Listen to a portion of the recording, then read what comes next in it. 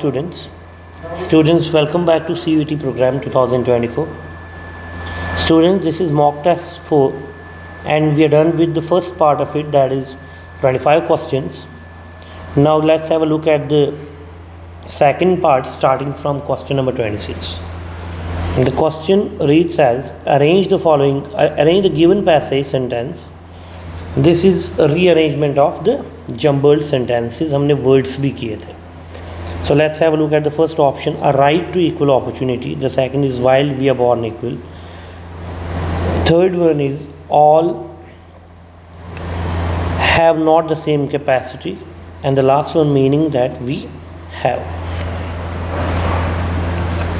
If we arrange these sentences into a meaningful paragraph, our first option will be B option. While we are born equal. Then D, meaning that we have, then A right to equal opportunity, and then C, all have not the same capacity. So this is the right answer, right sequence, B, D, A, C. Next is, which one of the following best expresses the meaning of the word merge? Merge. 27. Look, मर्ज होता है चीज़ों को mix करना, चीज़ों को आपस में जो है ब्लेंड करना, ठीक है. मर्ज मीन्स, अब यहाँ पे देखें कॉन्टैक्ट, मिक्सचर नहीं आ सकता बिकॉज मिक्सचर जो है डिफरेंट कंपोनेंट्स को लेता है, more than 2, can be 5 or 10, ठीक है. मीट भी नहीं आ सकता. So merge has its synonym as blend, ठीक है, क्योंकि मर्ज का मतलब होता है कंबाइन और कॉज टू कंबाइन. एक सिंगल एंटिटी बनाने के लिए चीज़ों को कंबाइन करने को ब्लेंड कहते हैं. सो मर्ज का blend answer, option B is the correct answer, blend. Which of the following best expresses the meaning of the word bumptious. Bumptious की मीनिंग क्या निकलती है? बम्पचुअस होता है जो इरिटेटिंगली सेल्फ असर्टिव हो, कंसीटेड जिसको कहते हैं, ठीक है. तो इसका आंसर आएगा कंसीटेड, ठीक है. इरिटेटिंगली सेल्फ असर्टिव, बहुत ज़्यादा असर्शन करता है अपनी, ठीक है, बहुत ज़्यादा, यानी कि इरिटेट कर देता है अगले को. That is called as bumptious. So it means conceited. Which of the following best expresses the meaning of the given word? Rampart, R-A-M-P-A-R-T. Rampart. Rampart का मीनिंग क्या है? Rampart होता है एक high wide wall of stone, ठीक है, जिसका ऊपर एक पाथ बना हो टॉप पे. यूजुअली ये कैसल्स के आसपास बनाया जाता था, टाउन्स के आसपास, उसे डिफेंड करने के लिए एक बहुत बड़ी वॉल चढ़ाई जाती थी, ठीक है, हाई और वाइड वॉल स्टोन्स की, और ऊपर टॉप पे पाथ होता था. इसको ये बनाई क्यों जाती थी या बनाई क्यों जाती है? डिफेंड करने के लिए, ठीक है, एक टाउन को, एक कैसल को डिफेंड करने के लिए उसे रैम्पार्ट कहते हैं. अब इसका अगर आप सिनोनिम या मीनिंग देखोगे तो एक पैरापिट जो है वो भी ऐसी ही मीनिंग देता है. थोड़ा पैरापिट और उसमें डिफरेंस क्या है, पैरापिट लो होता है, लेकिन ये भी एक वॉल है along the edge of the road, along the edge of the bridge, ठीक है, रूफ, लोगों को गिरने से बचाने के लिए, ठीक है. Same, to defend, to stop people from falling, ठीक है. सो हाई वाइड वॉल और low wall along the bridge, along a roof, along the road, okay, to protect people from falling or to defend it. So this is matching. So parapet is the right answer. Next, which of the following best expresses the meaning of the word inevitable? Inevitable होता है जिसे आप रोक नहीं सकते, that you cannot avoid, you cannot prevent from happening. Fine, inevitable. जैसे हम कहते हैं death is inevitable, you cannot avoid or prevent it. So inevitable का जो सिनोनिम या मीनिंग है दैट इज़ अनअवॉइडेबल, जिसे अवॉइड नहीं किया जा सकता। देखिए सिग्निफिकेंट, अनडेनिएबल, क्रूशियल, ये तीनों इसके मीनिंग्स नहीं है, ठीक है, सिनोनिम नहीं है, so it is unavoidable. Option D is the correct answer of 30th question. Inevitable का मीनिंग क्या है? Unavoidable. Find the incorrectly spelled word. 31st incorrectly spelled word, indomitable पहला है, INDOMITABLE, करेक्ट है ये। एडमिरेबल है सेकंड, ADMIRABLE, करेक्ट है ये भी। एमिकेबल है third, AMICABLE, this is also correct without any error. Next is formidable, FORMMIDABLE। अब देखिए फॉर्मिडेबल में 2 M लगे हैं, ये इनकरेक्ट है, इसकी स्पेल लिखता हूँ मैं यहाँ पे, फॉर्मिडेबल, DABLE, FORMIDABLE, फॉर्मिडेबल, ये है स्पेल इसकी, FORMIDABLE, इट मीन्स 2 M नहीं है, ठीक है। So option D, formidable, is the correct answer. Find out the incorrectly spelled word again.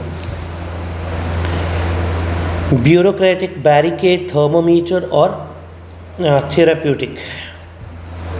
सबसे पहले ब्यूरोक्रेटिक देखते हैं, BUREAU,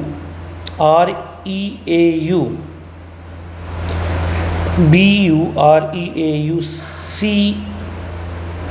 CRETIC, ये गलत है स्पेल। आप देखिए ब्यूरोक्रेटिक की स्पेल जो है गलत है, मैं यहाँ पे ब्यूरोक्रेटिक की स्पेल लिख रहा हूँ, BUREAU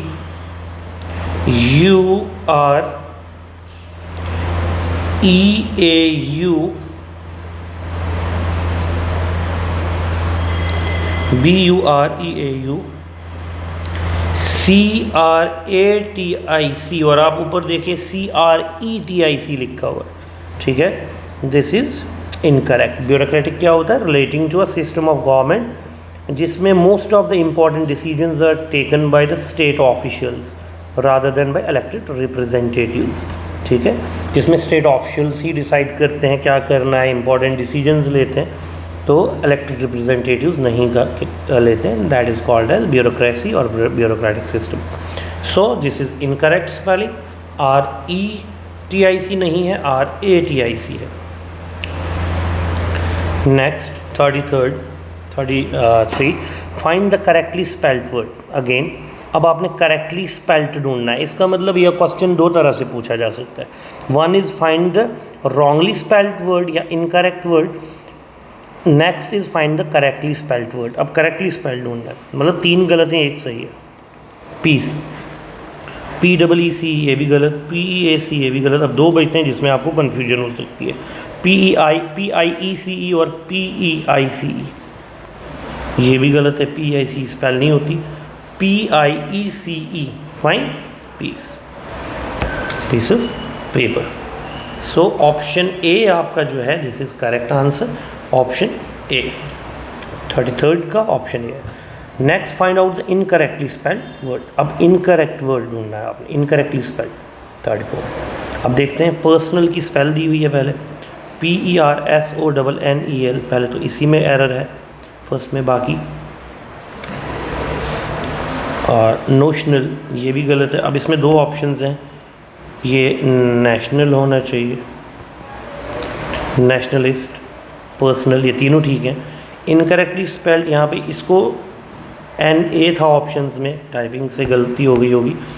पर्सनल की स्पेल आप चेक कीजिए, PERSONNEL लिखा हुआ, दिस इज़ इनकरेक्ट, ठीक है। पर्सनल PERSONEL होना चाहिए था। सो ये भी आप ठीक करेंगे, ऑप्शन ए इसका आंसर है, पर्सनल, दिस वन। अब आपका आता है इडियम्स एंड फ्रेजेस में से question. Find suitable meaning of the idiom phrase given in bold. To explore every avenue, to explore every avenue, इसका मतलब क्या है? इसका मतलब है हर मुमकिन कोशिश करना, हर अपॉर्चुनिटी को अवेल करने की कोशिश करना, ठीक है। टू एक्सप्लोर एवरी एवेन्यू का मतलब है to investigate every possible means to find a solution to the given problem, ठीक है, और to achieve a desired outcome. मतलब आप पूरी कोशिश जब करते हैं किसी एक चीज़ को पाने के लिए हर एक अपॉर्चुनिटी आजमाते हैं, ठीक है। So that is called as to explore every avenue. So option B is the right answer, to try every opportunity. Next 36, find the suitable meaning of the idiom phrase given in bold. He beats about the bush. पीछे video में भी discuss हुआ है, और आप एक चीज़ देखिएगा, ये जो मैंने आपको नोट्स भेजे हैं उनमें ये सब है, ठीक है। जो इडियम्स और फ्रेजेस के नोट्स आपको भेजे हैं बच्चे, उसमें सब दिया हुआ है, तो आप उसे अच्छी तरह से देखिए। This is he beats about the bush. Beating about the bush means यहाँ वहाँ की बातें करना, not talking specifically about the concern, ठीक है। आप जो बात करना चाहते हैं, यानी कि जब आपके साथ कोई स्पेसिफिकली बात ना करे, to talk about something for a long time without coming to the main point. आपने बहुत लोग देखे होंगे घुमा फिरा के बात करते हैं, without coming to the main point they go on dragging the things, हाँ, प्रोलॉन्गिंग द टॉक्स, करेंगे आगे चलाते जाएंगे without coming to the main concern और the main point. That is called as beating about the bush, ठीक है। अब देखिए options, talk sensibly, does not talk specifically, speak well, talks continuously. Does not speak specifically, जो to the point बात नहीं करता है, उसको कहते हैं beat again about the bush. Next, find suitable meaning of the idiom phrase given in bold. अब क्या दिया हुआ है, we can not depend on him for his assignment as it needs careful handling and he is like a bull in a china shop. बहुत ही beautiful expression है, like a bull in a china shop. क्या बोलते हैं like a bull in a china shop? एक clumsy person, ठीक है, a person who is very careless और who moves and acts in a rough and awkward way, मतलब ऐसे चलता है जहाँ पे एक ऐसी सिचुएशन में जहाँ पे where skill and care are needed, ठीक है, वहाँ पे वो कैसा एटीट्यूड, कैसा एक रिएक्शन दिखाएगा, एटीट्यूड दिखाएगा जो बहुत ही केयरलेसनेस शो करेगा, ठीक है, और रफ और ऑकवर्ड वे में चलेगा। ऐसी सिचुएशन में जहाँ आपको लगता है यहाँ पे इसको जो है अटमोस्ट केयर के साथ देखना चाहिए या अटेंशन देनी चाहिए, वहाँ पे वो क्लमजीनेस शो करेगा। That is called as like a bull in a china shop, clumsy person, ठीक है। अब देखिए पहला लिखा है नॉनसेंस, फैलेटिस, टैक्टफुल और क्लमजी। क्लमजी इसका आंसर है, फैलिशियस भी नहीं है, टैक्टफुल भी नहीं है, नॉनसेंस भी नहीं है, इट इज़ क्लमजी। क्लमजी किसको कहते हैं? One who is careless, one who shows a very passive attitude towards the situation where his skills, where his care is needed. Fine. Find suitable meaning of the idiom phrase given in bold. Put across. अब यहाँ पे next है put across. ठीक है. Question number 38. Put across. Put across होता है अपने ideas को कम्युनिकेट करना, अपनी फीलिंग्स को बताना सक्सेसफुली, यानी कि इफ़ेक्टिवली कॉन्वे करना चीज़ को। मैं आपको बढ़ा रहा हूँ, ठीक है। If I am putting across what I know, if I am putting across the knowledge to you, it means मैं इफ़ेक्टिवली कॉन्वे कर रहा हूँ, ठीक है। तो पुट अक्रॉस का मतलब है इफ़ेक्टिवली कॉन्वे करना, अपने आइडियाज़ को कम्युनिकेट करना विद फीलिंग्स, ठीक है, सक्सेसफुली दूसरे को समझाना, कॉन्वे करना, उसे कहते हैं पुट अक्रॉस। अब देखिए लेड असाइड नहीं, मेड अवेलेबल नहीं, इफ़ेक्टिवली कॉन्वेड। देखिए ऑप्शन सी, इफ़ेक्टिवली कॉन्वेड इसका answer. Next, out of 4 alternatives given, choose the one which can be substituted for the given phrase of words sentence. One word substitution है। One word substitution में से आपको दिया हुआ है मेड और done without previous preparation. Made और done without previous preparation, इसको इम्प्रॉम्प्टू कहते हैं।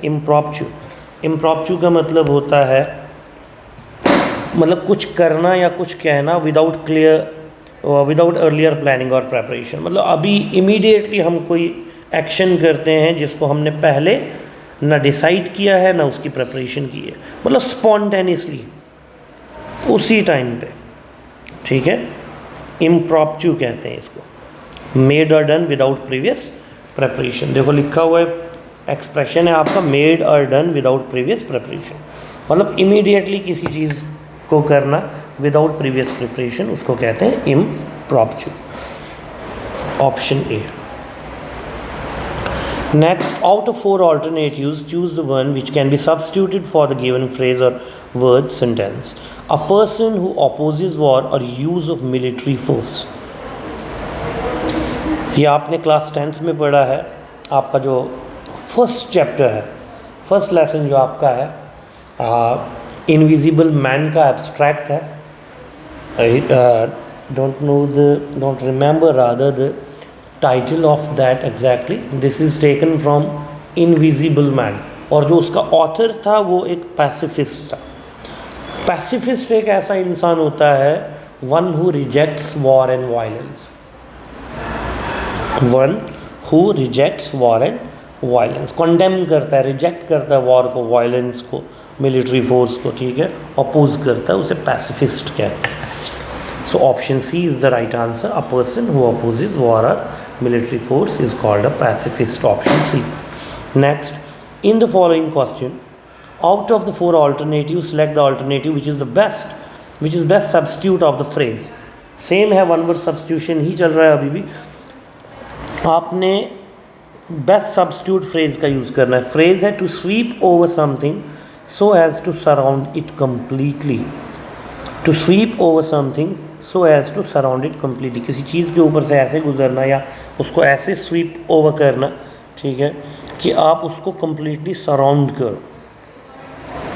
एनगल्फ बोलते हैं इसको, याद रखो एनगल्फ। जैसे आग लग जाती है कहीं पे, ठीक है, and the building and we can say the building was totally engulfed by the flames या एनगल्फ्ड इन फ्लेम्स, ठीक है, पूरी तरफ से स्वीप ओवर करना, सराउंड करना, कवर करना किसी चीज़ को एनगल्फ कहते हैं, ठीक है बच्चे। तो ऑप्शन ए आपका आंसर है, engulf. Find suitable substitution of the words given and emolument over and above fixed income or salary. अब and emolument over and above fixed income salary, salary fix होती है, उसके ऊपर जो किसी को पैसा दिया जाता है किसी कोई प्रोफेशनल सर्विस के लिए, ठीक है, या a payment given for professional services that are rendered nominally without charge, उसे हम ऑनरेरियम कहते हैं। ऑनरेरियम होता है an emolument over and above fixed income और सैलरी, ठीक है। कोई भी आप प्रोफेशनल वर्क, कोई भी पेमेंट जब किसी प्रोफेशनल वर्क के लिए मिलती है, ठीक है, उसे हम कहते हैं ऑनरेरियम या एक इमॉलमेंट। नेक्स्ट, इमॉलमेंट का मतलब होता है बच्चे कोई फ़ी, कोई सैलरी या कोई प्रॉफिट किसी चीज़ का। Next, from the given option select the figure of speech poetic device used in the expression. He said thank you for telling my secret to the whole world. Thank you for telling my secret to the whole world. जब आपका राज कोई खोल दे पूरी दुनिया में, आपको आपका राज खोल दे, ठीक है, आप उसको थैंक यू बोल रहे हो यहाँ से, ठीक है, तो ये आयरॉनी है, ironical situation. It means you mean to say something else rather than the actual words spoken. जैसे बच्चे, सिंपल सी एग्जांपल है, मैं क्लास में पढ़ा रहा हूँ, ठीक है, 10 o'clock आपकी क्लास थी, कोई बच्चा 10:30 बजे क्लास में एंटर हो रहा है, तो instead of scolding the student, मैं क्या बोलता हूँ, बच्चे आप टाइम पे आए हो, वेरी गुड, बहुत अच्छे बच्चे, आप बिल्कुल वक्त पे आए हो, ठीक है, मैं उसको शाबाशी नहीं दे रहा हूँ। This is the indirect use of the words that proves to be ironical. What I mean to say is totally different from what I am expressing or what I am saying. जो मैं बोल रहा हूँ उसमें और जो meaning convey हो रही है उसमें ज़मीन आसमान का डिफरेंस है, ठीक है, दैट इज़ आयरॉनिकल। ये यहाँ पे thank you for telling my secret, हाँ, इसका मतलब थैंक्स नहीं कर रहा है, उसे रियलाइज़ करवा रहा है कि तूने बहुत बड़ी गलती की है। सो जब वर्ड्स में और मीनिंग में एक डिफरेंस, एक कंट्रास्ट बना रहे, ठीक है, what the author means to say is totally different from what the readers are getting, what the listeners are getting, that is called as irony. ठीक है, आई होप कि आप तक बात पहुंच गई हो. नेक्स्ट क्वेश्चन बच्चे, from the given option select the figure of speech poetic device used in the expression. The swiftest traveller is he that goes अफुट. The swiftest traveller is he that goes अफुट. अब देखिए swiftest traveller कौन होगा, जो foot by foot जाएगा.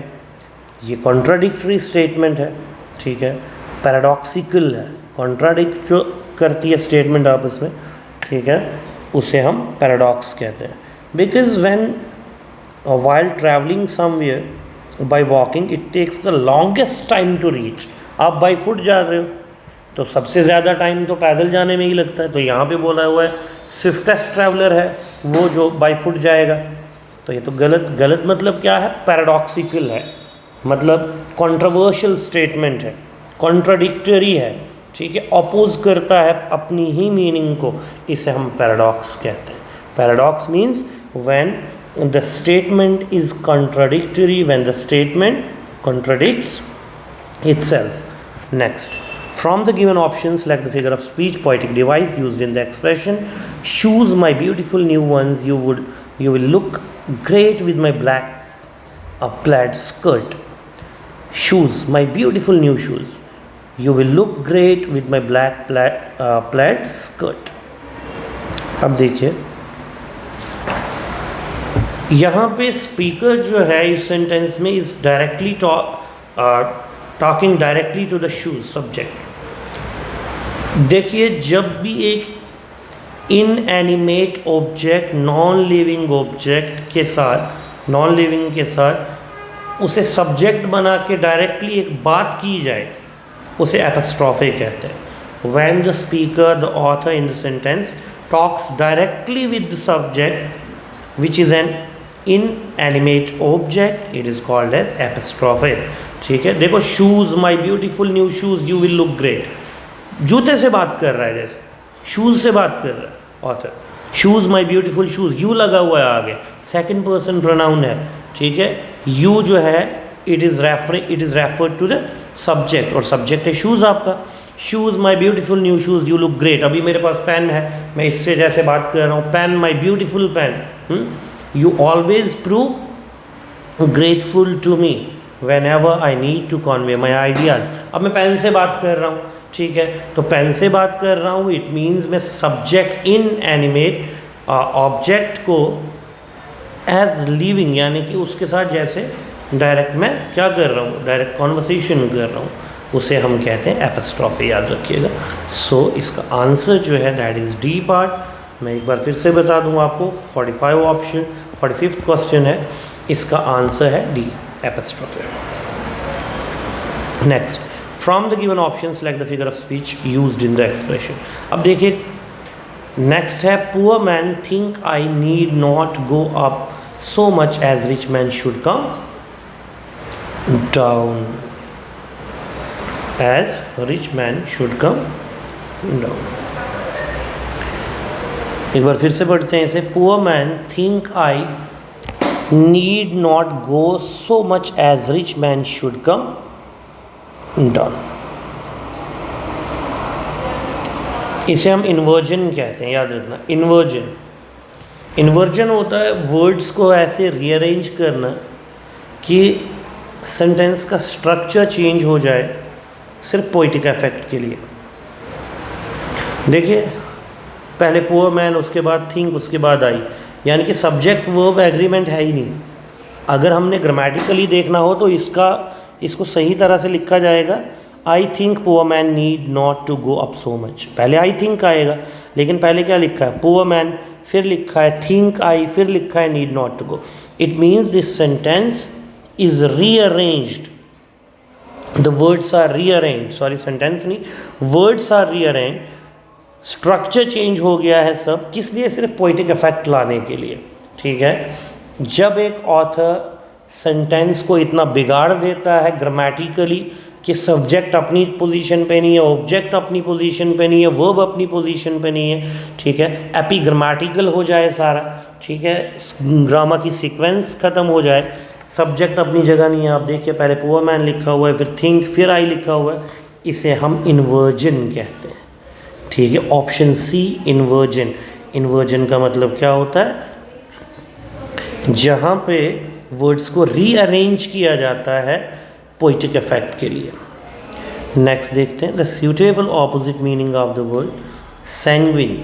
Sanguine का opposite, sanguine होता है sanguine होता है होप, ठीक है, होप। इसका ऑपोजिट आपने लिखना है तो होपलेस आएगा, ठीक है। सैंग्विन क्या होता है?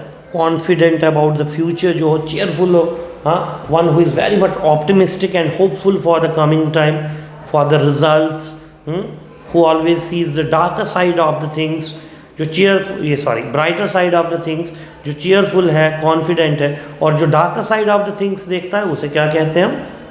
होपलेस कहते हैं, उसे हम पैसिमिस्ट कहते हैं। फाइन, सो होपलेस इसका एडजेक्टिव आएगा, होपलेस जो है ऑपोजिट आएगा सैंग्विन का। सैंग्विन होता है cheerful, confident, optimistic about the future, और होपलेस होता है pessimist. Next, out of the 4 alternatives suggested, choose the one which best expresses the opposite meaning of the word deviate. अब deviate दिया हुआ है, deviate का opposite आपने लिखना है, ठीक है, deviate का opposite। तो deviate क्या होता है? To be different from something, और to do something in a different way। deviate, मैं अभी आपको पढ़ा रहा हूँ, I am teaching you, okay? If someone calls me from outside, या मैं वहाँ की तरफ फोकस कर रहा हूँ, it means I get deviated from my main course जो मैं कर रहा हूँ। So deviation means to be different at some point of view, point of time, और to do something in a different way, distract हो जाना। अब deviate का कंसंट्रेट है, अगर आप फोकस्ड हो, फुली कंसंट्रेट कर रहे हो, वहाँ पे जब आपको कोई भी चीज़ माइंड में ऐसी घुस जाती है, कोई आपको डिस्टर्ब करता है, तो आप उस चीज़ से डिविएट हो जाते हो, तो ऑपोजिट इसका कॉन्सेंट्रेट है। Next, out of the 4 alternative suggested, choose the one which best expresses the opposite meaning of quite. Quite की ऑपोजिट मीनिंग, क्वाइट क्या होता है? खामोश, ठीक है, और इसकी ऑपोजिट मीनिंग आएगी नॉइजी। अब देखिए बहुत सारे स्टूडेंट्स ये सोच रहे होंगे यहाँ पे वॉयलेंट भी लिखा हुआ, वॉयलेंट आएगा, ठीक है। क्वाइट और पीसफुल में बहुत डिफरेंस है बच्चे। पीसफुल एक अलग चीज़ है, क्वाइट एक अलग। अगर पीसफुल होता तो वॉयलेंट आता, ठीक है। क्वाइट और नॉइजी ये एक पर्टिकुलर टाइम को रेफर करते हैं। पीसफुल और वॉयलेंट ये एक सिचुएशन को रेफर करते हैं, ठीक है, प्रॉपर फुल सिचुएशन को। तो ये एक पर्टिकुलर टाइम या मोमेंट को, नॉइजी या क्वाइट। तो क्वाइट का जो एंटोनियम है वो नॉइजी है, ऑपोजिट मीनिंग इसका जो है it is noisy. Option D इसका आंसर है 49th का, ठीक है बच्चे, option D. So last one, find suitable opposite meaning of the word ferocious. Ferocious आपने बहुत वर्ड सुना होगा, ठीक है, इसका मतलब है बहुत एग्रेसिव, बहुत वायलेंट, बहुत ही एग्रेसिव, बहुत ही वायलेंट, स्ट्रॉन्ग भी बोल सकते हैं, ठीक है। इसका ऑपोजिट आएगा माइल्ड। माइल्ड क्या होता है? जो बहुत ही सिंपल हो, मतलब not very violent, not severe, not strong. So mild is the right answer. Thank you. We'll meet you in the next video.